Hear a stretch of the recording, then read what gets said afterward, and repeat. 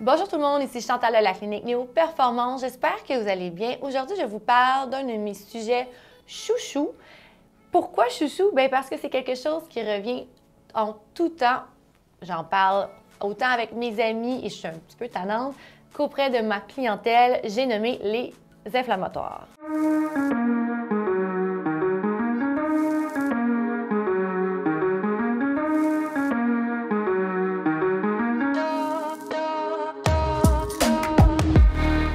En effet, ce sujet-là revient toujours dans mon bureau parce que malheureusement, ces groupes d'aliments font partie des chouchous des Nord-Américains. À premier abord, il faut savoir que notre flore intestinale, qu'on appelle aussi notre microbiote, est composée de plus d'1 milliard de bactéries. Il y a des mauvaises et des bonnes bactéries qui vivent tous en symbiose l'une avec l'autre. Par contre, lorsqu'on intègre certains groupes d'aliments, on peut faire ce qu'on appelle un débalancement au niveau des bactéries intestinales, ce qui peut emmener plusieurs problèmes métaboliques, des problèmes d'inflammation systémique, mais aussi des maladies auto-immunes.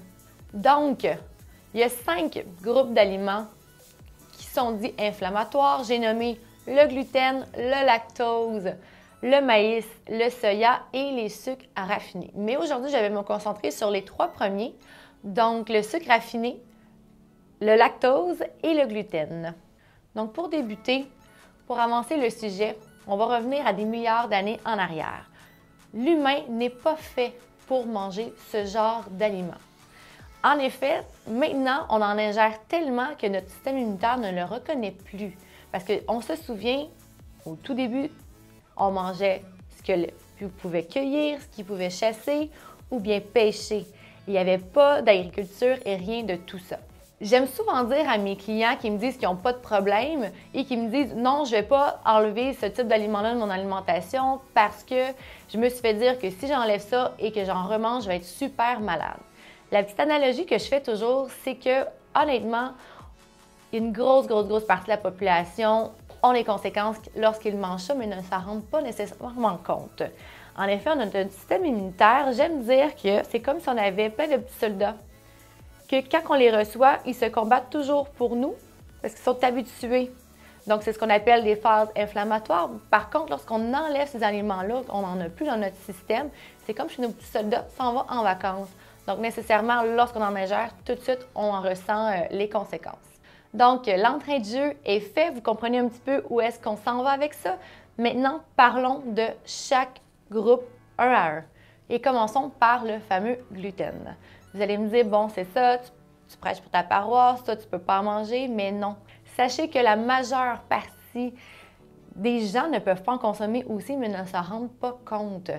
En effet, on pourrait aller demain matin en Europe, je suis persuadée qu'on mangerait des pâtes et ça se passerait super bien. Mais ici, c'est tellement des produits transformés, ça vient avec leur lot de pesticides, dont la fameuse glyphosate, et plein d'additifs alimentaires. Lorsque consommé, ça vient se coller à nos parois intestinales. Donc, ça fait une espèce de colle. La colle fait en sorte que les autres aliments qu'on ingère pendant la journée sont retenus, ce qui peut ralentir, bien, premièrement, notre transit intestinal, ce qui peut nous causer de la fermentation, ce qui va causer des gaz, des ballonnements, des rapports, problèmes digestifs. Lorsqu'on en consomme et consomme toujours, on a des petites jonctions serrées ici sur nos parois intestinales qui peuvent s'ouvrir.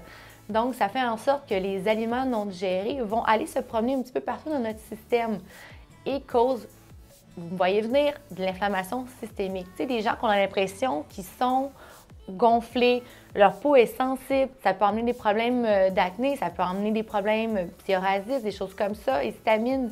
Ça peut aussi causer un petit peu plus grave des problèmes de maladies auto-immunes, diabète de type 2, maladie cœliaque, arthrite rhumatoïde, et il y en a plein d'autres que je ne nommerai pas. Le deuxième, le sucre raffiné. On le sait maintenant, il y a du sucre partout. Les aliments sont tellement rendus transformés. Encore une fois, notre corps n'est pas fait pour manger autant de sucre, donc pour digérer autant de sucre complexe.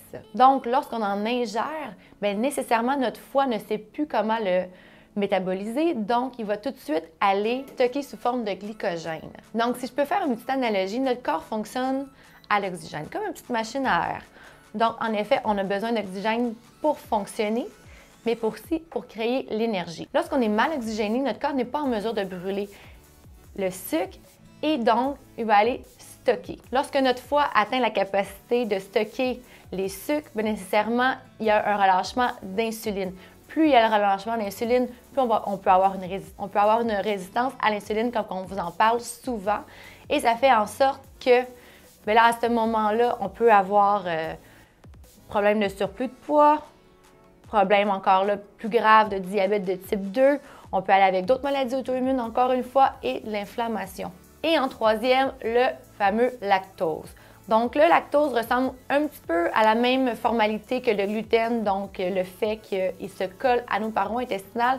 Mais rappelons que le lactose est aussi un aliment super mucoïde, donc collant et gluant. Donc, on en consomme, ça va se coller à nos parois, ça forme une espèce de colle gluante, ce qui fait en sorte que, encore une fois, on peut avoir des problèmes digestifs. Je pense aussi à beaucoup de gens qui ont des reflux gastriques.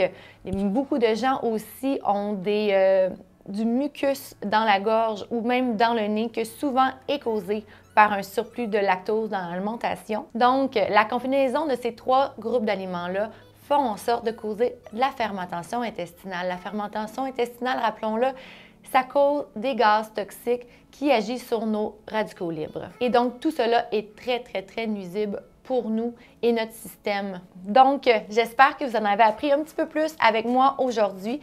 Ne vous gênez pas pour venir m'en parler, ça va me faire extrêmement plaisir. Je vous rappelle, c'est un de mes sujets préférés.